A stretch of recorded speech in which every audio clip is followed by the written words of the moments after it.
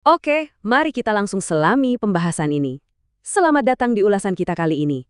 Hari ini, kita bakal mengeksplorasi sebuah transformasi yang benar-benar luar biasa. Kita akan melihat bagaimana sebuah bangunan masjid yang secara harfiah terbuat dari tumpukan batu dan semen bertransformasi jauh melampaui bentuk fisiknya menjadi sebuah simbol sastra yang sangat mendalam. Lewat riset akademis yang memukau ini, kita akan bedah gimana bangunan ini bukan lagi sekedar tempat orang berkumpul, tapi sudah jadi narasi hidup yang bernapas bersama masyarakatnya.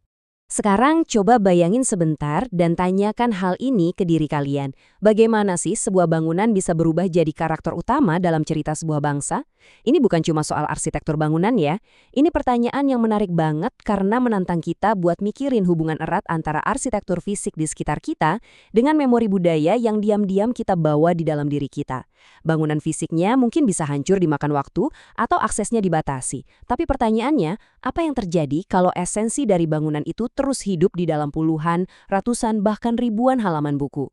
Untuk menjawab itu, kita punya 5 poin perjalanan hari ini. Mulai dari melihat wujud fisik batunya, lalu arsitektur memorinya, perannya sebagai simbol identitas budaya, lalu sebagai metafora perlawanan, dan terakhir, perannya dalam menjaga narasi kolektif. Yuk kita mulai dari yang pertama. Bagian 1, Tengara berwujud batu. Mari kita membumi dulu ke realitas fisiknya. Supaya kita benar-benar paham seberapa dalam makna sastra dari situs ini, kita harus tahu dulu bentuk aslinya. Berdasarkan data pelestarian dari Tika, skala kompleks Masjid Al-Aqsa ini masif banget loh. Ini bukan sekedar satu bangunan masjid atau satu kubah kecil. Ini adalah kompleks raksasa seluas belasan hektar.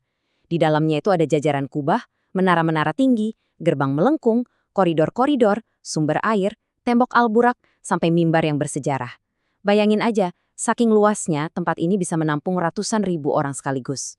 Nah, detail arsitektur yang megah inilah yang menciptakan realitas berwujud yang berakar sangat kuat di pusat kota tua Yerusalem. Tapi, riset akademis yang sedang kita bedah ini meneliti sesuatu yang jauh melampaui susunan batu tersebut. Mereka melihat dampak sastra yang luar biasa besar dari situs ini. Jadi, kita diajak melihat gimana struktur bangunan yang masif ini nggak cuma sekedar berdiri tegak, tapi juga terus-menerus ditulis, diingat, dan diabadikan lewat kata-kata oleh para penulis dari generasi ke generasi. Dan disinilah penjajaran yang brilian itu terlihat.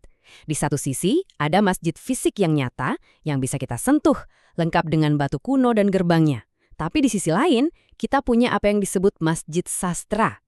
Ini adalah sebuah simbol abstrak, sebuah wadah yang menampung memori kolektif, identitas, dan gagasan perlawanan.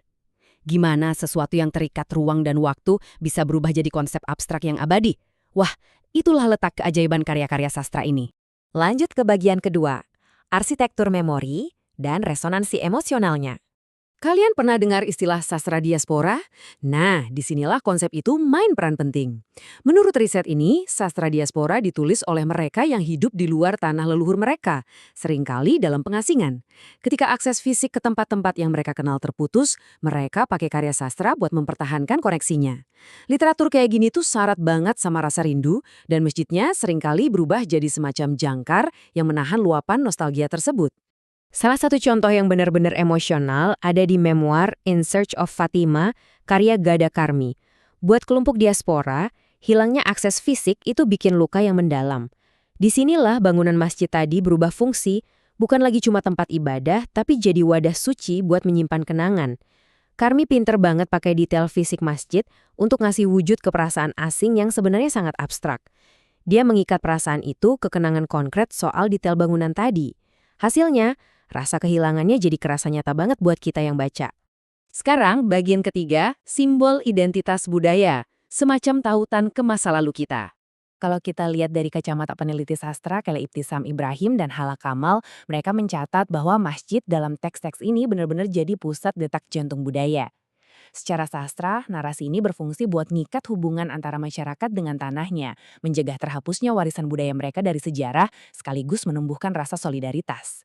Jadi bisa dibilang, bangunan ini dijadikan akar dari sebuah identitas kolektif yang utuh. Dan gagasan ini kelihatan indah banget di karya penyair ternama Mahmud Darwish. Para peneliti sering banget menyoroti karya-karyanya. Darwish itu seringkali maksudnya merajut ya, makna sejarah situs ini ke dalam puisi-puisinya.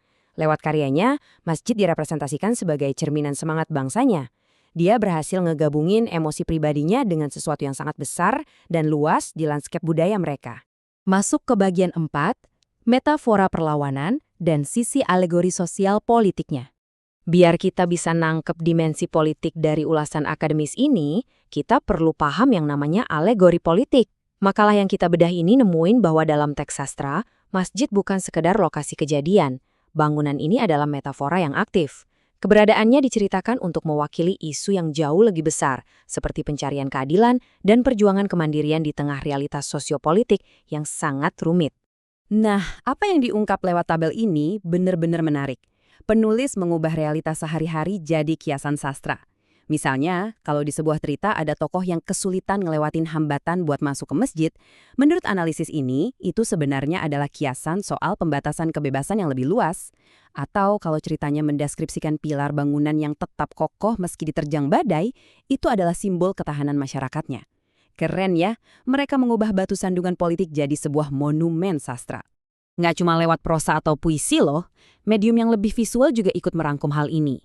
Sumber akademis kita nyebutin novel grafis judulnya Palestine, karya jurnalis Joe Sacco. Karya ini dicatat karena berhasil menangkap realitas penderitaan dan sisi kemanusiaan dari situasi tersebut. Ini jadi bukti bahwa alegori politik seputar wilayah ini bisa banget diterjemahkan ke ilustrasi visual dan sukses nyentuh audiens lewat cara yang sepenuhnya beda, tapi tetap empatik. Dan akhirnya, bagian kelima, menjaga narasi kolektif. Ini tentang kekuatan yang bertahan selamanya. Jadi, poin intinya begini, semua karya sastra yang kita bahas tadi pada akhirnya bertindak sebagai benteng pertahanan sejarah. Ketika wujud fisiknya terancam atau sulit dijangkau, sastralah yang maju buat ngisi kekosongan itu. Tulisan-tulisan ini jadi jembatan antara masa lalu dan masa kini, semacam gudang memori yang gak akan pernah bisa dibongkar. Lewat kata-kata, struktur batu yang tadinya kaku bisa diabadikan selamanya di dalam pikiran orang-orang. Yang mana membawa kita pada satu pemikiran terakhir. Kita udah ngeliat gimana sastra bisa ngubah tumpukan batu mati jadi simbol yang hidup dan bernapas buat sebuah budaya. Nah, pertanyaan saya buat kalian, kalau di budaya kalian sendiri, tengara fisik apa sih yang jadi simbol abadi memori kalian? Dan gimana cara cerita-cerita tentang tempat itu dijaga biar nggak hilang? Renungkan itu, teruslah mencari tahu, dan terima kasih udah nemenin saya di pembahasan seru kali ini. Sampai jumpa!